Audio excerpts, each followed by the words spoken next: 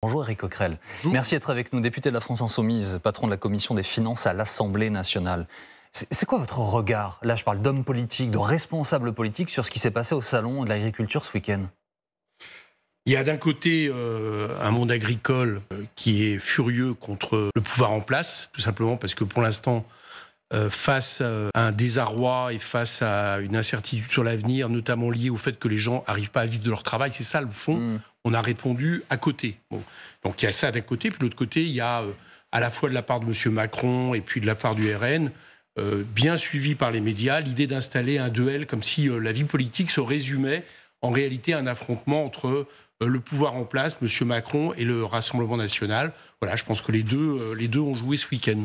Il y a eu des annonces en fait ces dernières heures pour les agriculteurs, notamment une saluée par la France Insoumise, la mise en place à venir de prix planchers. Vous disiez, la question c'est la rémunération des agriculteurs, donc ça c'est une mesure que vous saluez. Oui, alors ça dépend parce que, comme d'habitude chez M. Macron, il y a des annonces et puis après il faut écouter les détails. D'accord ? Alors si j'ai bien compris, ça sera peut-être au niveau européen. Si c'est au niveau européen, ça ne se fera pas. Disons-le clairement, il n'y a pas d'harmonisation capable d'imposer un prix plancher au niveau européen. Bon. Deuxièmement, il a l'air de dire que finalement c'est le marché plus ou moins qui dictera ce prix de base.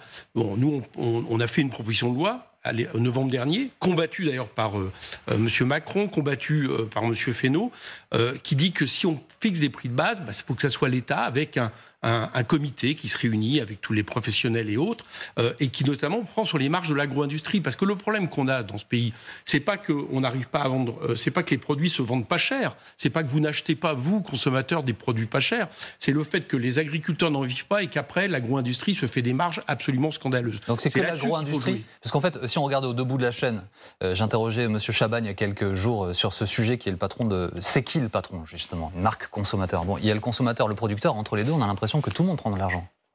Oui, mais enfin, le producteur en prend le moins. Non, je dis entre le producteur et le consommateur, les gens qui sont au milieu. Clairement. Et donc vous dites l'agro-industrie. De ce que je regarde dans les marges des entreprises, qui explique d'ailleurs en grande partie l'inflation depuis un an, c'est plutôt l'agro-industrie, aujourd'hui, qui en prend le plus. Bon, voilà, je regarde les chiffres économiques, les chiffres de l'INSEE, Donc c'est là-dessus qu'il faut attaquer. Bon, il faut faire en sorte que les gens puissent vivre leur travail. Et il y a un deuxième pan, c'est le fait qu'on ne puisse plus, en France, importer des produits qui sont produits de manière écologiquement et socialement irresponsable. C'est ça, à mon avis, les deux tenants. C'est-à-dire, j'entendais par exemple un agriculteur hier qui disait « Moi, mes pommes, elles sont en train de pourrir sur mes pommiers. » Et puis d'un autre côté, on vend des pommes qui arrivent de je ne sais où, fabriquées souvent avec des produits qui, en France, sont interdits ou limités. Bon, c'est insupportable. Monsieur Coquerel, si vous le voulez bien, mettons votre casquette de patron de la commission des finances de l'Assemblée nationale. Révision de croissance à la baisse en France, 1,4 à 1, ce qui entraîne 10 milliards d'économies immédiates, annonce de Bruno Le Maire. On a eu la ventilation en fin de semaine passée. Je vois un sourire presque jaune, je pense, se dessiner sur votre regard. Il y a 5 milliards d'économies sur le train de l'État, pour dire les choses, et puis 5 milliards ailleurs, notamment sur ma prime rénov, notamment sur l'aide au développement. Vous avez été consulté ou pas ?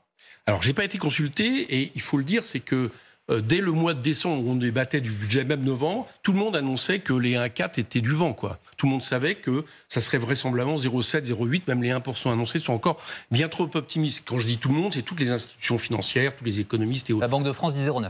Oui, voilà, donc on était loin des 1,4. Donc le gouvernement a proposé un budget insincère, donc a avancé des chiffres insincères. De toute façon, on dirait, comme il nous propose même plus ni d'en débattre, ni d'en voter, il y a un contournement de l'Assemblée généralisé. Et là, il revient maintenant en disant, tiens, nos chiffres sont pas les bons, donc on va diminuer de 10 milliards le budget général. Mais c'est une politique qui, alors, sur la forme, c'est pas supportable. D'accord ? C'est pas supportable qu'un mois et demi après la discussion budgétaire, non seulement on revienne, mais on l'applique par décret. On ne nous propose même pas un projet de loi de finances rectificative qui permettrait au Parlement de débattre, de proposer peut-être des alternatives. Et puis deuxièmement, sur le fond, d'un point de vue économique, les économistes savent bien une chose.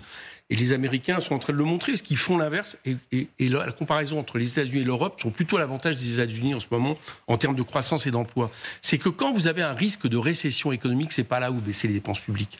Parce que les dépenses publiques, chacun le comprendra, c'est aussi des recettes pour l'économie. Alors là, il n'y a pas de baisse des dépenses publiques. Il y a une baisse de la hausse. C'est-à-dire que les enveloppes qui étaient prévues pour le développement seront moins importantes. Oui, d'accord, mais ce qu'il faut comprendre, c'est que chaque année, vous avez des chiffres qui sont avancés qui correspondent à l'augmentation de la population, à l'augmentation de la demande, etc. Quand vous baissez cette hausse, ça veut dire que, de facto, il y aura moins de moyens pour les services publics. Je vous donne un exemple. L'éducation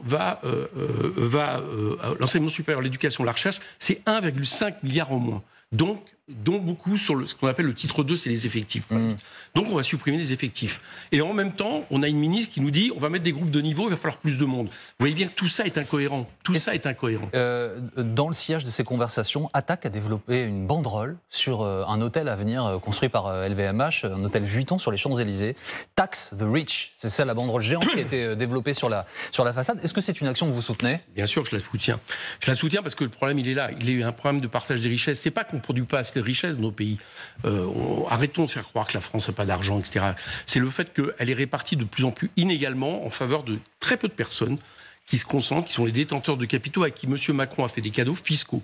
Donc, il faut revenir là-dessus. M. Tabarez a augmenté cette année ses revenus de 53%. Il est à 36 millions d'euros par an. D'accord ? En même temps, il supprime 30 000 emplois dans son groupe. Est-ce que vous trouvez ça normal ? Mais il a rendu Stellantis profitable là où Stellantis ne l'était pas avant son arrivée. Donc les seuls critères de ce capitalisme-là, financiarisé, c'est de savoir si les cours de la bourse nourrissent en dividendes les actionnaires. Une entreprise qui va mal, ce sont des emplois qui sont détruits. Non, parce que bah oui, mais là, d'accord, mais là en ce moment les emplois sont détruits. C'est même parce que les emplois sont détruits que le cours de la bourse augmente. Vous voyez bien que c'est un système qui tombe sur la tête. C'est-à-dire c'est un système qui n'a même plus de vision entrepreneuriale, qui n'a même pas l'idée que l'entreprise doit dans les années à venir investir et autres. C'est uniquement les cours de la bourse pour nourrir la rente capitaliste. Et notre système, M. Macron a avantagé ça de manière considérable depuis 6 ans.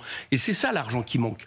Je vous donne un exemple. On dit qu'il manque 10 milliards. Pourquoi pas ? Moi, je pense que ce n'est pas la question de la dette qui doit être prioritaire, c'est la dette écologique. Mais admettons, je veux bien rentrer dans cette logique. Mais on avait proposé des amendements à l'Assemblée nationale, avec une partie de la majorité, qui était majoritaire dans ma commission, qui proposait 15 milliards d'entrées d'argent dans l'État, en prenant, très franchement, sur les super dividendes, sur les super profits, sur des gens qui ont tellement d'argent qu'ils n'en ont pas besoin.